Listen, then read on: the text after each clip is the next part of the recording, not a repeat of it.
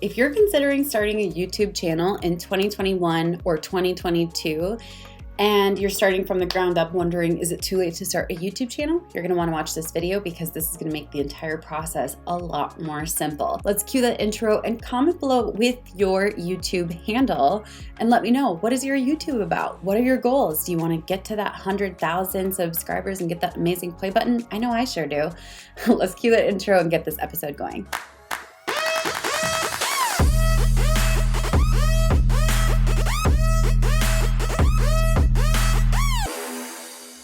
Hey everyone, my name is Rachel Pedersen. I'm a social media strategist. I teach people marketing. I mentor freelancers, and I'm a marketing consultant to 8 to 10 figure brands, including many brands that you've heard of. Now, I'm excited to create this video because the journey of building my YouTube channel to where it is today has been quite a journey, with so many people telling me it was too late, you can't speed up the growth process on YouTube, it's one of the most painful growth processes, and we really figured out a few things over the last year and a half that have been game changers, especially as we move into 2021, 2022.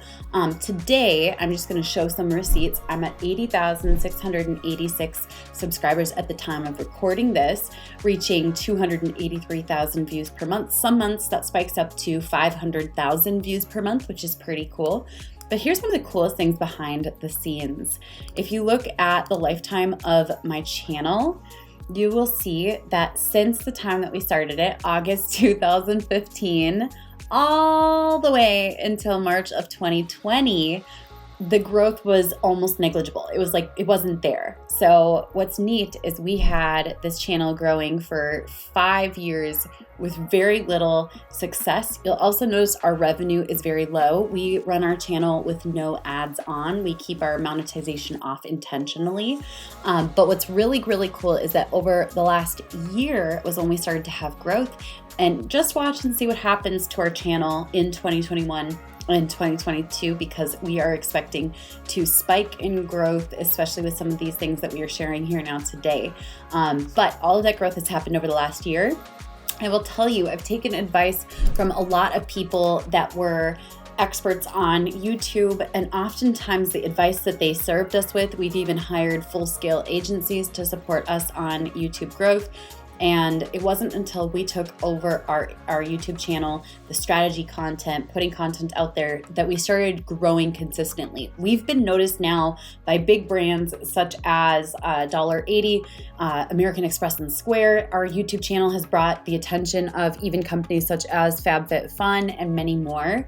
And what I'm excited to share with you guys is 10 tips for starting a YouTube channel in 2021. It is not too late in 2021, 2022 to start a channel, and not only start a channel, but to thrive. The good news is the strategies that people have shared that worked back in the last decade, 2010 to 2020, are old strategies. The strategies I'm going to share with you today are what are working in this new decade, and you guys can implement these from the ground up to grow from 0 to 20,000, 0 to 1,000, 0 to 100,000, and beyond. So number one, this is important. You need to have a plan for every single one of your videos. The reason for this is because people's attention spans are shorter than ever. They're not gonna sit around and watch all of your videos if you're rambling, unless of course you are already a celebrity or someone that people want to listen to.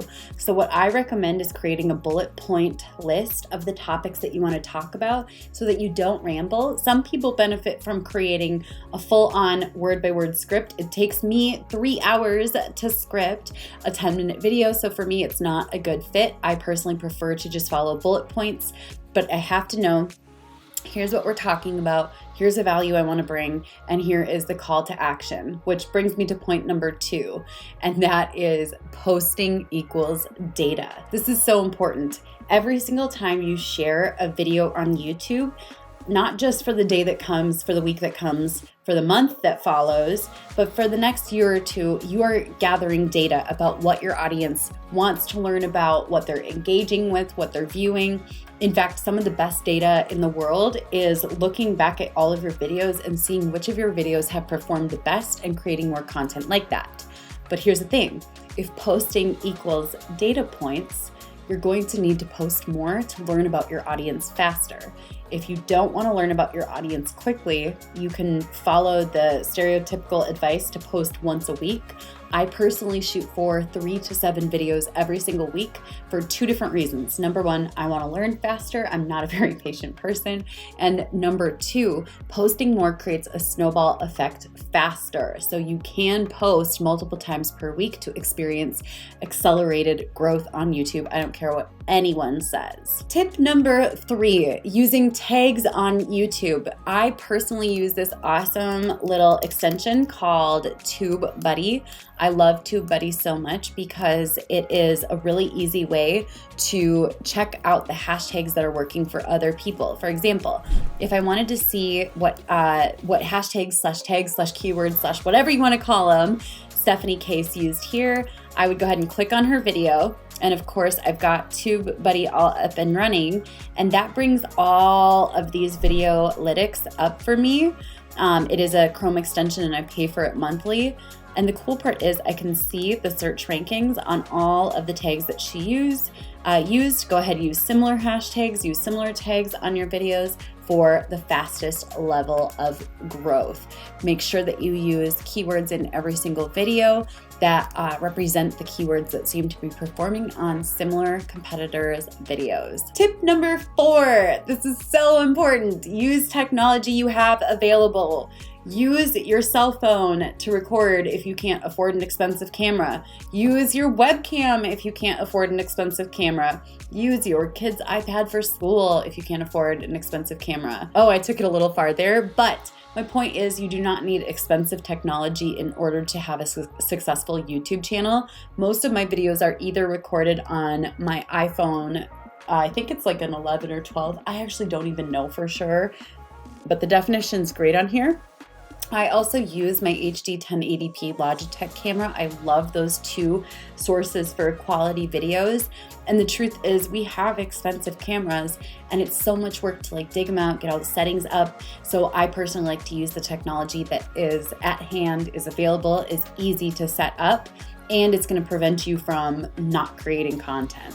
YouTube channel tip number 5. This is one of my favorites. So notice how natural this lighting looks. Would it surprise you to know that this lighting is cheap? This lighting does not include natural light sources, aka it can be created at any time, especially if your only time to record is early mornings or late nights. And number 3, I have preferred this lighting setup over ring lights, umbrella lights, softbox lights, and expensive and hot professional lighting. What I use is just simple, some people call them like torch lights. They're basically just the floor lamp lights that you can get from Walmart or Target. And I use, you can see it there, I use LED lights, or some people call them like daylight or true light bulbs. They don't make your room hot. They give you a very equal and natural lighting, and they're consistent. So I just put blackout curtains over my natural light window, and I rely on this lighting for everything that we do, from TikToks to professional recording to YouTube videos to advertisements, everything. This lighting is everything. Tip number 6. By the way, if you are already knowing, like I'm going to use some of these tips, comment below and let me know what has been most valuable to you up until this point. And if you have questions, comment them below. I love to create 3 to 7 videos every single week, free trainings, tutorials with no advertisements so that you can enjoy and learn without having to watch over the top YouTube advertising on my channel. All right, tip number 6, use a hook to draw people in. This could be as simple as a question at the beginning of your videos, a big promise, a controversial claim, or some statement that just brings people in and makes them say, yep, this is exactly what I want to watch. The big thing with the first line of every YouTube video is that's what's determining if people want to watch and if they're going to watch beyond the usual 30 seconds. You want people to watch for several minutes, or even ideally all the way to the end. So I highly recommend using a hook, an intentional hook that you've written out word by word that hooks people in and makes them stoked. For example, this isn't a hook, but if I were to tell you that at the end of this video, I'm gonna give you my ultimate YouTube bundle that includes all of the checklists and cheat sheets that you need in order to start a successful YouTube channel, you'd probably stay until the end, right?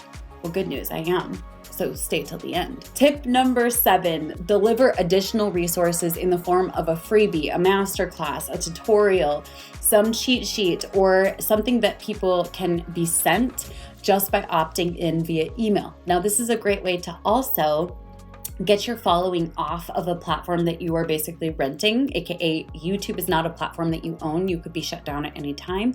So from the very get-go, deliver that extra relationship or nurture that extra relationship by bringing people to your email list and then nurturing them with email and additional value, just like I just did just a moment ago. YouTube channel tip number 8, ask people to comment below with questions or thoughts. You've actually been seeing me do this as we've been doing this video here, so this is incredibly meta, but I am curious, what questions do you have? Comment them below. YouTube tip number 9, study YouTube titles of successful channels. This is so important. We actually, inside of our YouTube Academy, Rachel's YouTube Academy, we put together 52 YouTube title formulas to support business owners. And that way you don't have to do all that research. But I recommend every single person go through this process to see how much work goes into crafting powerful titles for YouTube that crush it. YouTube tip number 10, and this one is so important. If you skip this tip, you will be sadly disappointed. This is so important. So everyone who already clicked off is missing the gold in this. And yes, that is on purpose. If you are enjoying this video, give it a thumbs up. Be sure you're subscribed to my channel so you don't miss all of the amazing tutorials and trainings that are coming ad-free. Number 10 is thumbnails. You want to have amazingly powerful thumbnails that showcase a before and after, that showcase an end result, an emotion, a feeling, something not quite clickbaity, but almost a little bit. And the reason for that is because they work. People love to click on things that give them a feeling, an emotion, a promise of an end result, a big claim, something controversial. And so spend some time really focusing on your thumbnails, and even a channel that has been a dud can actually completely transform by having a facelift of thumbnails on their YouTube channel. By the way, you guys, I put together the ultimate YouTube bundle completely for free. So if you check out the bio beneath this video, you will see that resource. Just enter your email, we'll send it to your email address, and I send additional resources and value every single week, several times a week. I'm gonna be honest with you. If you've enjoyed this video, comment below and let me know what questions you have, which of these tips you're gonna utilize, and if you start a YouTube channel, be sure to keep us updated in the comments. I'll catch you guys later. Bye for now. Okay, took it a little further. I can't talk. The good news is the strategies that people who grew up